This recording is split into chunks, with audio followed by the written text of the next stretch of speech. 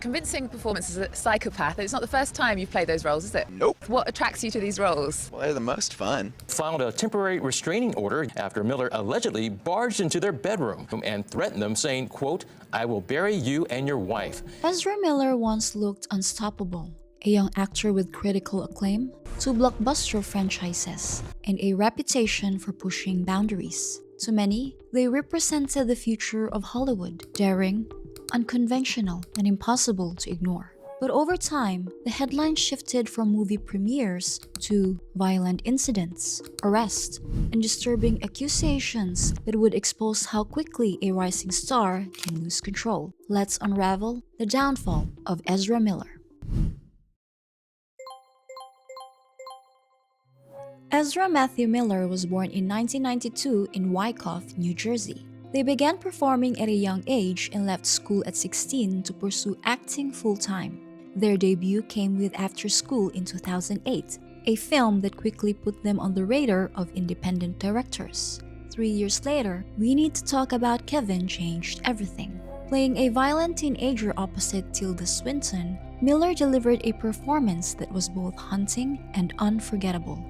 A year later, The Perks of Being a Wallflower made them a star. As Patrick, a charismatic, openly gay teen, Miller connected deeply with audiences and earned a reputation as one of Hollywood's most fearless young actors. By 2016, Warner Brothers brought them into Fantastic Beasts and DC's The Flash. It was an extraordinary leap. 2 major franchises to global audiences, and the promise of a long career ahead. However, the same unpredictability that made Miller fascinating on screen began showing off-screen. What is make whoopee? Whoopee, whoopee. Oh, no. To root. Their interviews became erratic, their presence felt unpredictable. And while fans called it artistic, those close to them saw something else, a pattern. And that pattern was about to cross a line. In April 2020, a video surfaced from Iceland appearing to show Miller grabbing a woman by the throat and pushing her to the ground outside a bar. Eyewitnesses confirmed it happened. No charges were filed, and the story faded. However, the video marked a turning point. It was the first clear sign that something was wrong, and that the behavior others once called eccentric was becoming dangerous. But for almost 2 years, Miller stayed quiet. Then, 2022 happened and everything fell apart. What did I do wrong? A guy in that bar declared himself as a Nazi. I have it on film, and he attacked me. Ninth Amendment rights to not be unlawfully persecuted for a crime of no designation. I'm transgender, non-binary. I don't want to be searched by a man. I'm transgender, non-binary, and I don't want to be searched by a man. I claim my 4th Amendment right. March 2022, Hawaii. Miller was arrested for disorderly conduct at a karaoke bar after allegedly yelling at patrons, grabbing a microphone from a woman, and lunging at a man playing darts. But they were released on a $500 bail. The following day, the couple they were staying with filed for a restraining order, claiming Miller burst into their room, threatened them, and stole personal belongings. However, the order was later dropped. Only 3 weeks after, Miller was arrested again for second-degree assault after allegedly throwing a chair that hit a woman in the head. Still, no jail time, no accountability. But the worst was still ahead.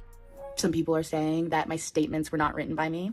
I'd like to clarify that they are, in fact, directly from me. This is my life. These are my decisions, and I'm disappointed in my parents and the press. In June 2022, the parents of 18-year-old activist Toccata Iron Eyes accused Miller of grooming their daughter since she was 12, alleging manipulation and emotional control. But Toccata denied the claims publicly, saying, "My father and his allegations hold no weight and are frankly transphobic and based in the notion that I am somehow incapable of coherent thoughts or opposing opinions to those of my own kindred worrying about my well-being."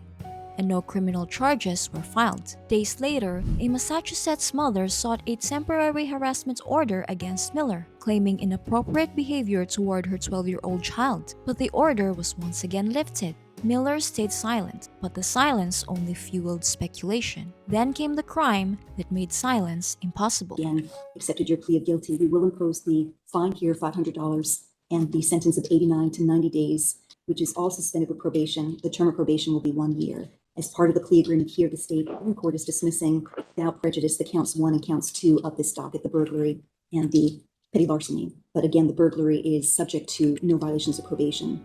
August 2022, Vermont.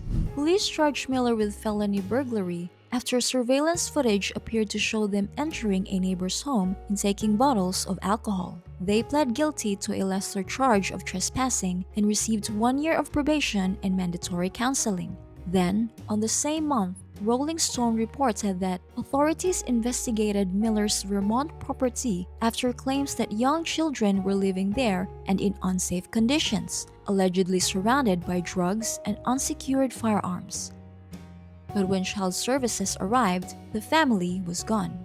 For many, this was the moment the story stopped being about a troubled actor and started being about danger. However, as the crisis unfolded, the studios stayed silent. Warner Brothers faced a difficult situation. Miller was the Flash. The movie was already shot, and the studio had invested over $200 million. Canceling the release would be catastrophic. So, the studio said nothing. Then, in August 2022, Miller released a public statement that said, "Having recently gone through a time of intense crisis, I now understand that I am suffering complex mental health issues. I want to apologize to everyone that I have alarmed and upset with my past behaviors. I am committed to doing the necessary work to get back to a healthy, safe, and productive stage in my life." The apology came just days after Warner Brothers confirmed The Flash would move forward. For many, the timing said everything, but no statement could undo the consequences they're about to face. When The Flash premiered in June 2023, Miller appeared once, walking the red carpet quietly and thanking executives for their grace and discernment. It was their first public appearance after nearly 2 years of scandals. However, the film underperformed, earning roughly $268 million against a reported $200 million budget. Critics called it a superhero film hunted by its star. By 2024, Miller had vanished completely. No interviews, no contracts, no Flash sequel. Warner Brothers made no formal announcement, but Miller's future in the franchise was left uncertain. In 2025, Miller began re-emerging. They appeared at the Cannes Film Festival in May, and later at the Filming Italy Sardegna Festival in June, their first major public outings in years. Reports also confirmed they're collaborating again, this time with director Lynn Ramsey on a new film project. Their appearances were quiet, a reminder that redemption in Hollywood rarely starts with applause. But Miller's return is tentative, not triumphant.